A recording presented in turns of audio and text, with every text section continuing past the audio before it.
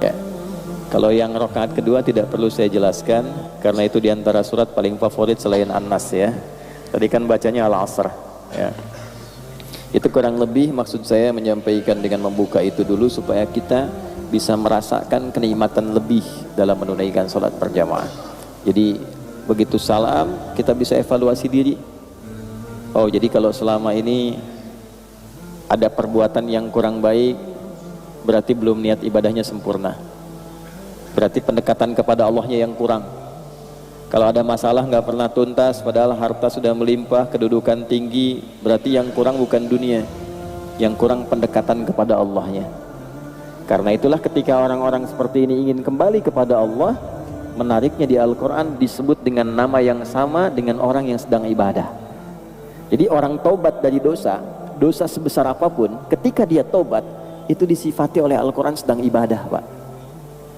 Itulah dahsyatnya ketika Allah memberikan anugerah.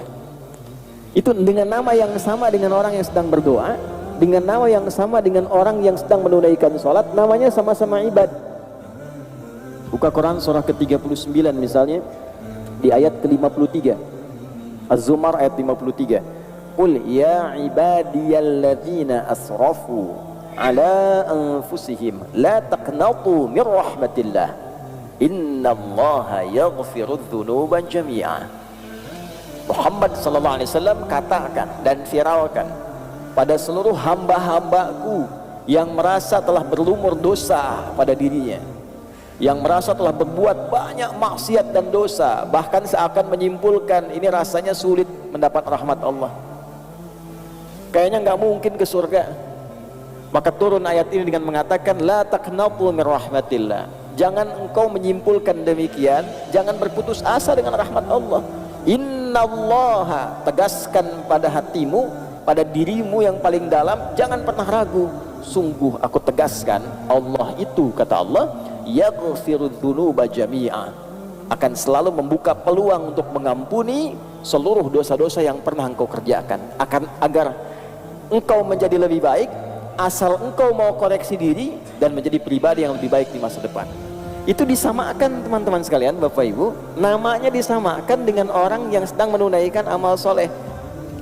Jadi bertobat dari amal salah itu disamakan dengan orang yang sedang mengerjakan amal soleh, sama-sama ibad. Kalau sedang berdoa kan disebutnya ibad juga. Insya Allah 2 bulan lagi Ramadan, semoga kita disampaikan ke Ramadan dalam keadaan yang baik ya. Ayat puasa itu kan 183 sampai 187, satu rangkaian. Di 186-nya itu ayat tentang doa. Wa idza sa'alaka ibadi anni fa inni qarib. Dirangkaikan di ayat puasa karena umumnya orang saat masuk Ramadan banyak berdoa. Ya kan? Jadi itu sifat bagi orang soleh kan, berdoa.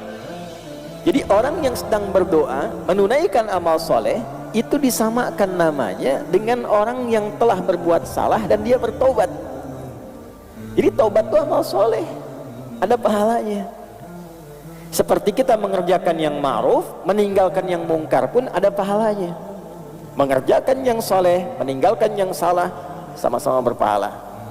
Nah itu kesimpulan yang kita dapatkan dalam kesempatan subuh ini. Jadi berbahagialah kalau saya, Anda, kita pernah berbuat salah dan mendengar ayat itu kemudian bertobat. Bukan hanya tobat yang berpotensi diterima, tapi pahala juga dituliskan.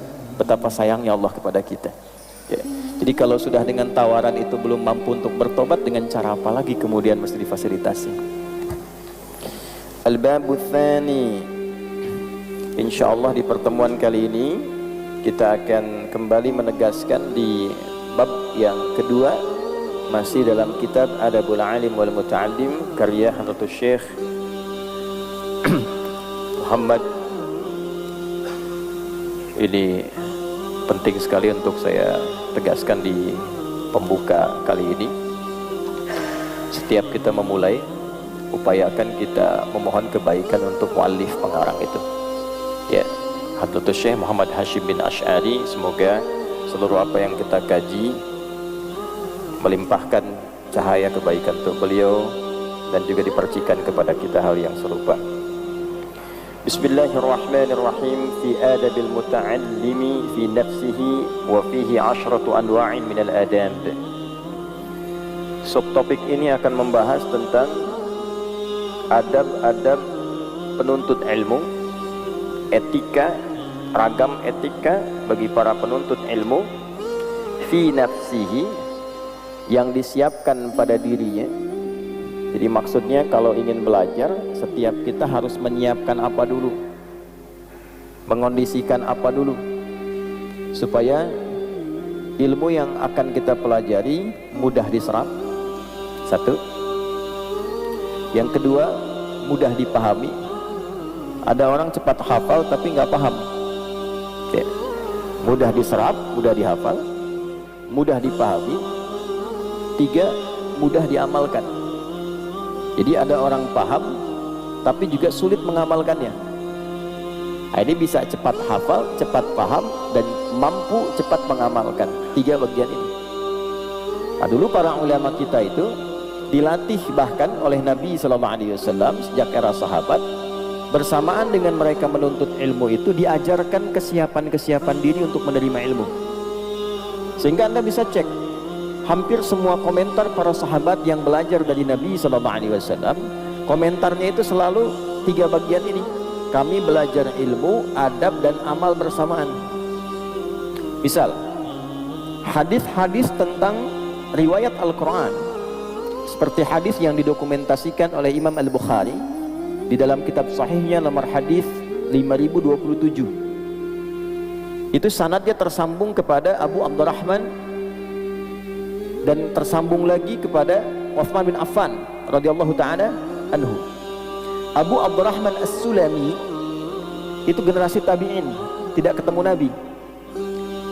Belajarnya dari salah satunya Utsman bin Affan, Ali bin Abi Thalib, dan hampir 20 kalangan sahabat yang mereka itu langsung belajar dari Nabi. Apa kata Abu Abdurrahman As-Sulami? Kata beliau begini, akhadhtul Qur'ana an aqwamin.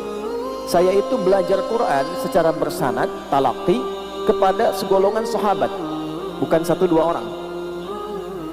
Tidak pernah aku belajar dari mereka melampaui 5 ayat, paling banyak itu ke 10 ayat. Maka kami belajar bacaannya, kami menghafalkan ayatnya dan mengamalkan isinya. Setelah mampu mengamalkan isinya, baru berpindah kepada ayat berikutnya. Komentar terakhirnya, maka kami belajar Quran, ilmu, dan amal secara bersamaan. Jadi dulu orang kalau belajar satu ayat itu dalam Al-Quranul Karim, karena siap dirinya menerima Quran, sudah kokoh jiwanya menerima Quran, itu bukan sekedar ayatnya dibacakan masuk pada dirinya dia hafal, tidak. Terdorong dirinya untuk paham. Ini apa maksud ayat ini? Setelah paham, itu segera mengamalkan. Makanya para sahabat tuh paling senang kalau ada ayat turun. Begitu ayat turun, perkataan pertama mereka, sami'na wa ata'na. Maka dipujilah kalimat itu oleh Allah Subhanahu wa ta'ala, diabadikan dalam Al-Quran, disandingkan dengan sifat-sifat para nabi, para rasul yang cepat menerima wahyu Allah dengan begitu gembira dan senang. Sekalipun mereka ini bukan nabi dan rasul, tapi karena cintanya pada rasul, cintanya pada ayat Al-Quran, begitu ayat turun, itu mereka mengatakan sami'na wa ata'na.